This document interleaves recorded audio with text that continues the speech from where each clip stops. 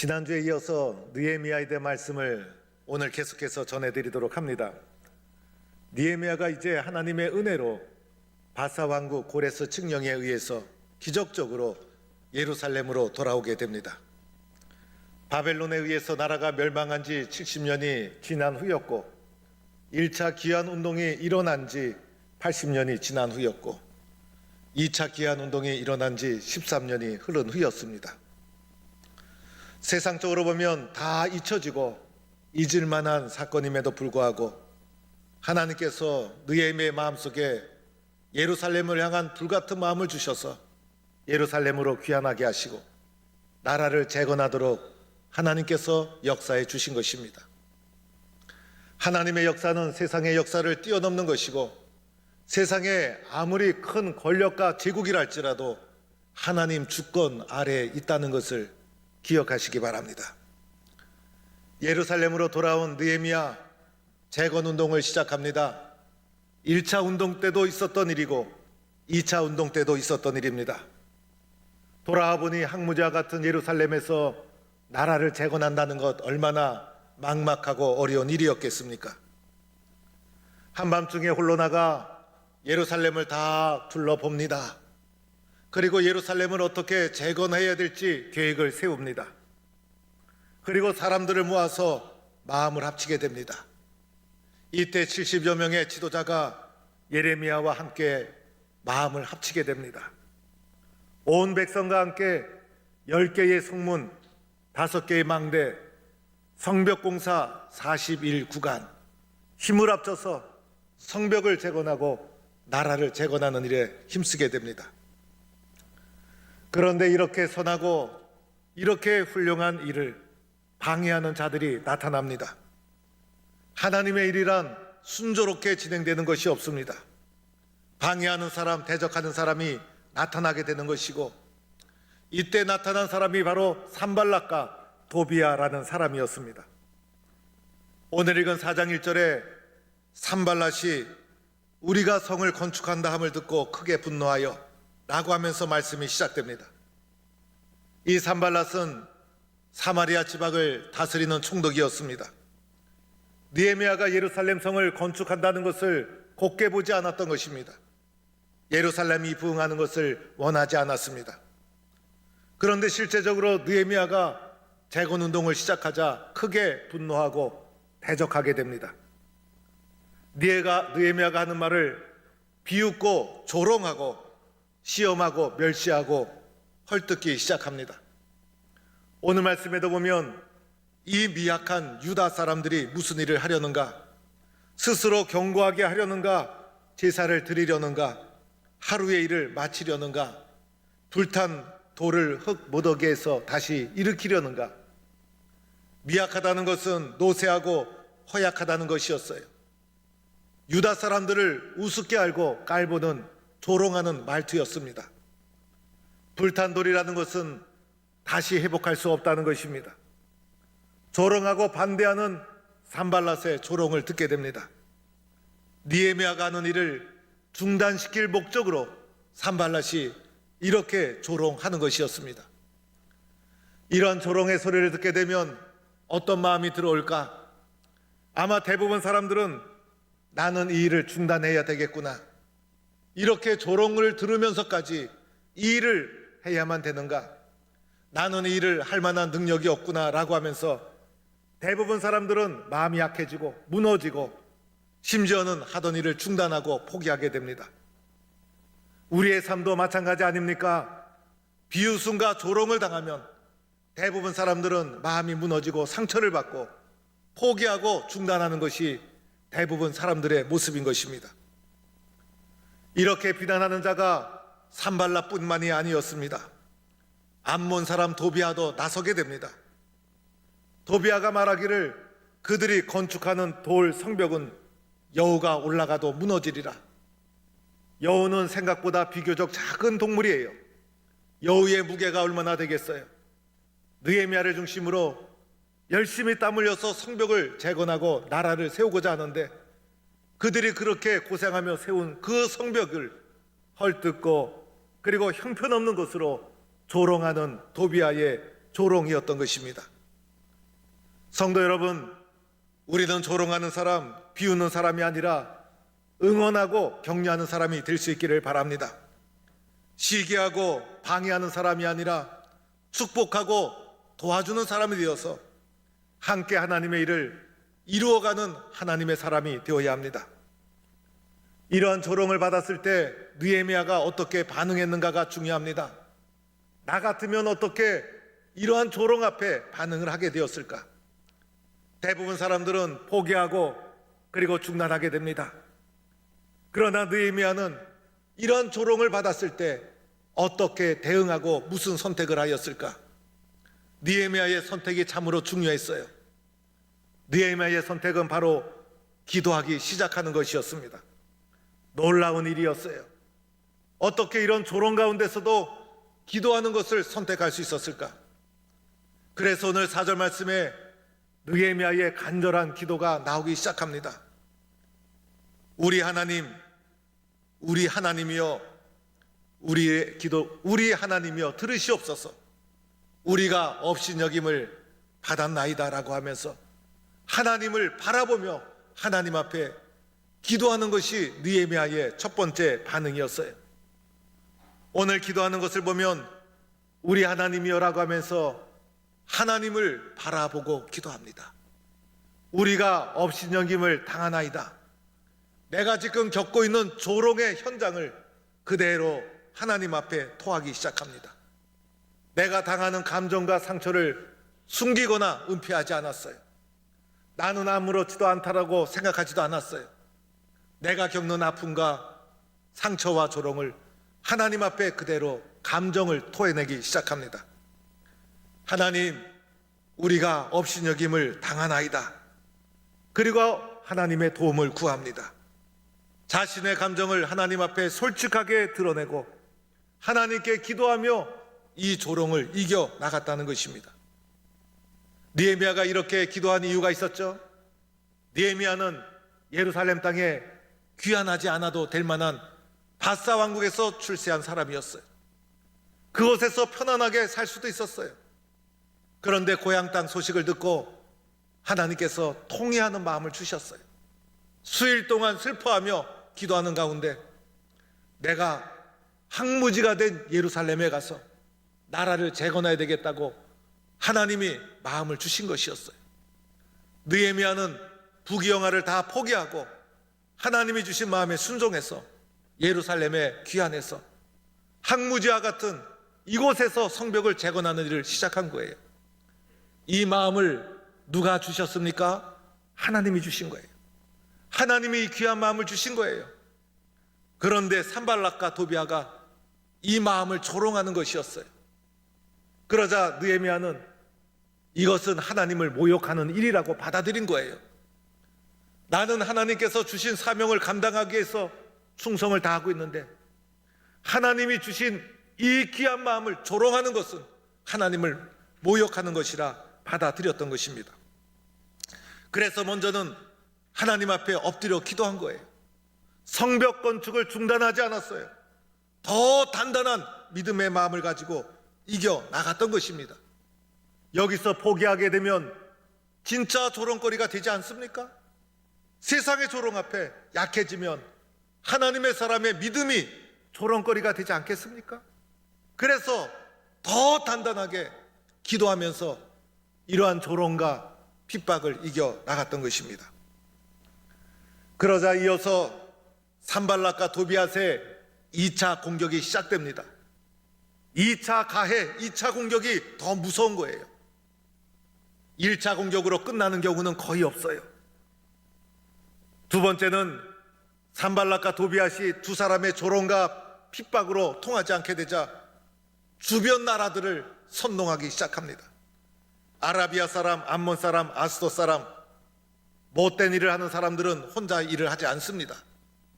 주변의 동조자들을 선동하기 시작합니다. 이 국가들은 예루살렘을 중심으로 해서 동서남북에 둘러싼 나라들, 주변 국가들을 선동해서 예루살렘을 공격하고 느헤미야를 핍박하고자 하는 의도였습니다. 산발락과 도비아가 주변 국가들을 선동하면서 우리가 예루살렘으로 진격하자. 그곳을 치고 요란하게 만들자라고 선동을 합니다. 이제는 예루살렘을 공격해서 그곳 사람을 죽이고 성을 건축하는 것을 중단시키자는 무력적인 행사를 하겠다는 것이었어요. 1차 핍박은 조롱이었다면 2차는 실제로 타격을 가하는 것. 그래서 느헤미야를 협박해서 느헤미야의 마음속에 두려운 마음이 들어와서 실제로 느헤미야가 이 모든 것을 포기하고 도망가도록 만들고자 하는 의도였어요. 이 소식을 들은 느헤미야 얼마나 겁이 났을까? 얼마나 두려웠을까? 이때 느헤미야가 어떠한 방법으로 대응하는가 또한 중요해요. 공격 앞에 어떻게 대응하는가? 핍박 앞에 어떻게 대응하는가? 조롱을 당했을 때 어떻게 반응하는가? 맨 처음에 조롱을 당했을 때 기도하지 않았습니까? 이번에 좀 더 구체적인 공격과 핍박이 몰려왔을 때 느헤미야가 또다시 선택한 것이 기도였어요. 느헤미야가 할 수 있는 것은 기도밖에 없었어요. 세상적인 방법으로 이길 수가 없었어요. 느헤미야가 할 수 있는 유일한 도구는, 유일한 무기는 기도였어요. 그래서 하나님 앞에 또다시 기도하기 시작합니다. 기도한 후에는 이번에는 구체적인 방어 구축을 합니다.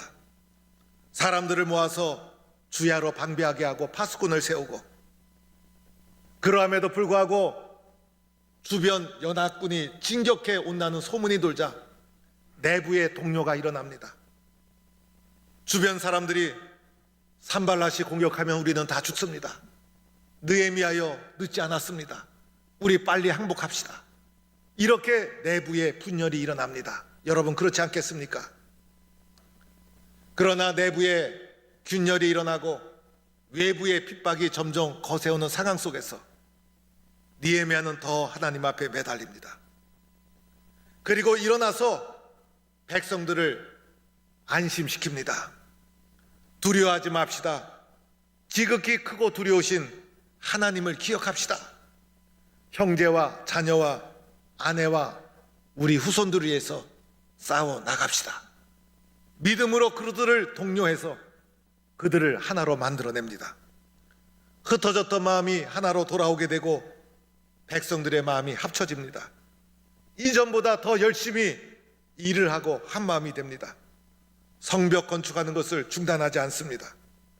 한 손으로 일을 하고 한 손으로 병기를 잡습니다. 허리에 칼을 차고 성벽을 세우는 일을 했다는 것입니다. 산발랏이 공격해오고 위협해와도 흔들리지 않았습니다. 오늘 20절 마지막 말씀해 보니 우리 하나님이 우리를 위해 싸우시리라. 우리들은 비록 가진 것이 없지만은 기도하며 나갈 때 우리 하나님께서 우리를 위해서 싸우시리라 믿음을 가지고 이겨나갑니다. 마침내 산발랏과 도비앗의 조롱과 핍박과 협박에도 불구하고 느헤미야는 백성들을 하나로 엮어내서 성벽을 재건하는 일을 중단하지 않았던 것입니다. 사랑하는 성도 여러분, 느헤미야를 중심으로 세상의 조롱과 공격과 협박과 두려움을 이겨나가는 모습을 우리는 오늘 보았습니다. 느헤미야가 훌륭한 사람이었을 거예요. 느헤미야의 개인적인 자질이 탁월했을 것입니다. 그런데 더 중요한 것을 우리는 바라보아야 합니다. 느헤미야의 이런 훌륭한 자질은 어디서 온 것일까? 느헤미야의 이런 훌륭한 믿음은 어디서 온 것일까? 느헤미야가 어떻게 저렇게 어려운 상황 속에서 용기를 흔들리지 않고 가질 수 있었을까? 원인이 도대체 무엇이었을까? 느헤미야의 개인적인 자질과 성품이 훌륭했을 수도 있지만은 이 탁월한 능력으로 나라를 이끌 수 있었던 원인이 도대체 어디 있었을까? 조롱이 닥치고 문제가 닥쳤을 때 느헤미야가 한 것이 있었어요. 첫 단추를 잘 끼웠다는 것입니다. 그것은 바로 기도였던 것이에요. 느헤미야 스스로가 훌륭해서가 아니었어요.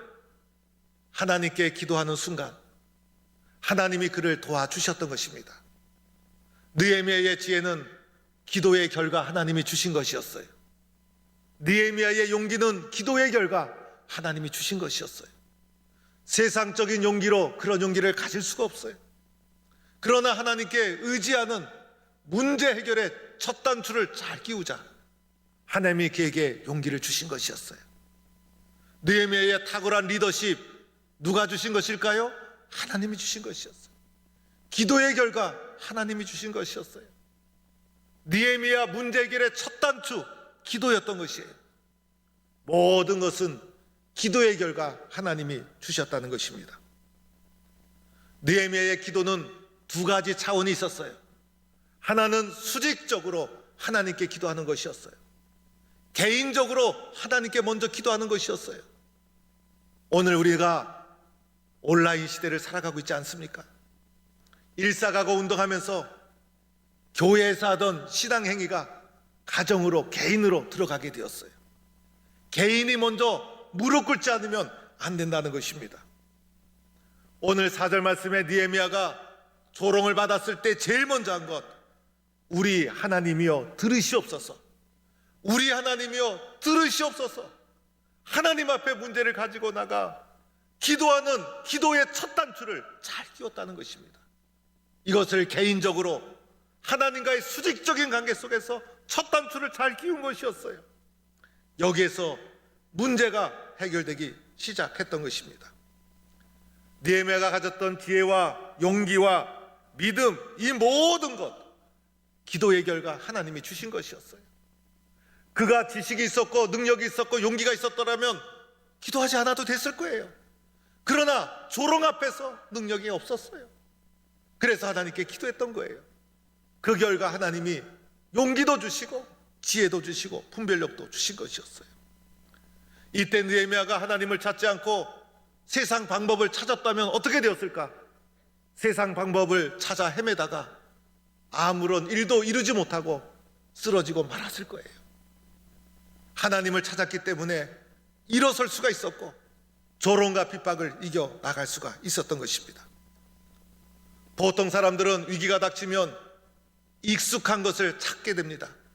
친한 사람을 찾아갑니다.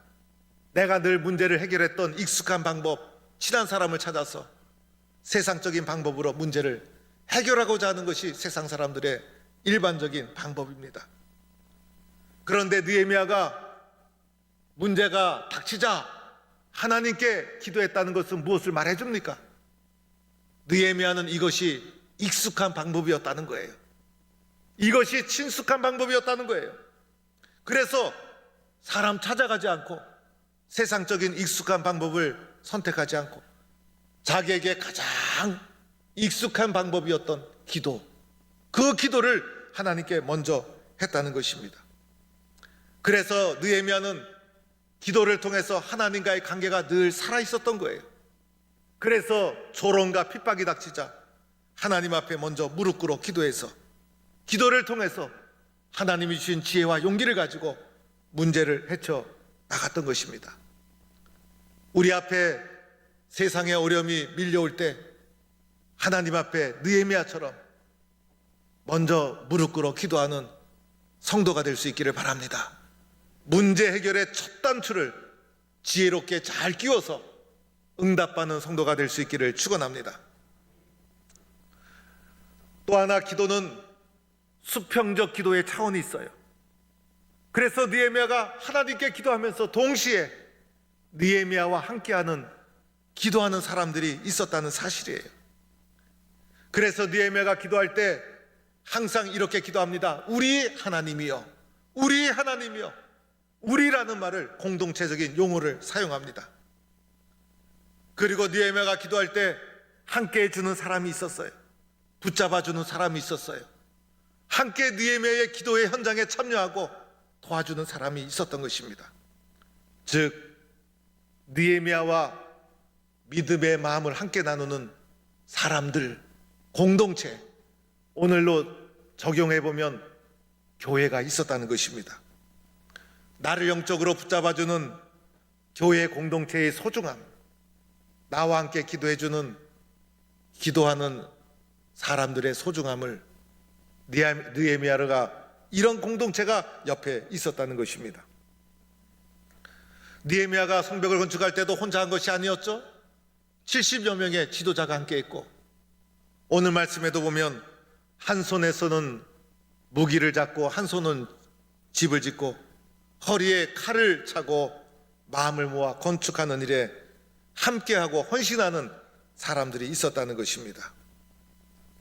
느헤미야가 조롱과 협박이 닥쳤을 때 하나님 앞에 먼저 엎드려 기도할 때 기도의 첫 단추를 잘 끼우고 하나님을 향하여 수직적으로 기도하고 수평적으로 함께 기도하는 믿음의 동력자가 있었고, 개인적으로 하나님께 기도하고 공동체적으로 함께 기도해주는 사람들이 있었다는 것입니다.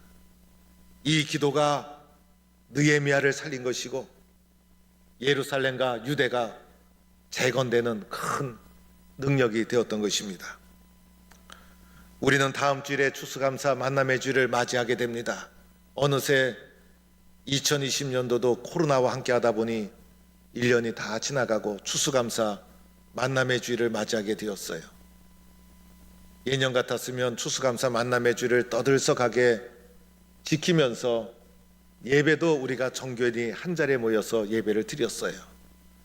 그런데 올해는 그렇게 하기가 어렵고 성도들을 좀 이렇게 분산해서 예배를 드려야 되기 때문에 1부, 2부, 3부로 나누어서 예배를 드립니다. 그런데 돌이켜보니 2020년을 어떻게 살아왔는지 모를 정도로 정신없이 살았어요. 전대미문에 코로나라는 이런 상황에 부닥쳐서 생존하기 위해서 발버둥 치며 살아왔던 한 해였던 것 같아요. 그런데 이런 어려운 상황 속에서 우리에게 하나님을 찾는 믿음이 없었더라면 내가 어떻게 되었을까? 그래도 믿음이 있어서 하나님 의지하고 기도했기 때문에 오늘 여기까지 오지 않았을까? 기도하는 가운데 나 혼자 기도했다면 이 기도가 얼마나 힘이 들었을까? 나의 기도를 받아주는 공동체, 함께 해주는 교회, 믿음의 동료를 하는 신앙의 동력자가 있었기 때문에 함께 이 자리에 이르게 된 것입니다. 이제 맞이하는 추수감사절이 그전보다 풍성하지 않을지라도 내가 예수 믿고 있다는 것, 내가 섬기고 있던 교회가 있다는 것 하나만으로도 얼마나 감사한지, 내가 믿음이 없었더라면 내가 어떻게 이 어려움을 이겨나갔을까? 교회가 없었더라면 어디에 마음을 두고 살았을까? 내가 하나님을 믿는 하나님의 자녀고 나에게 언제나 찾아갈 수 있는 교회가 있다는 것만으로도 너무나 감사하고 너무나 고맙습니다. 여러분, 앞으로도 우리는 하나님께 기도하며 교회 중심으로 이겨나가는 것이에요. 이것이 우리의 인생의 가장 소중한 문제 해결의 첫 단추입니다. 그리하여 느헤미야처럼 오늘 이 시대 주님 앞에 쓰임받는 믿음의 사람이 되어야 합니다. 세상에서 가장 큰 나무가 레드우드라는 나무입니다. 미국 삼나무라고도 불리웁니다. 이 나무는 하늘을 향해 쭉 뻗어가는 나무입니다. 높이가 작게는 50m, 그리고 크게는 100m까지 하늘을 향해 쭉 뻗어가는 크고 높은 나무입니다. 여러분, 나무의 높이가 100m 이상이 된다고 생각해 보세요. 얼마나 높은 나무입니까? 밑둥은 10m 가까이 된다고 합니다. 그런데 신기한 것은 이 나무의 뿌리가 얕다는 것이었어요.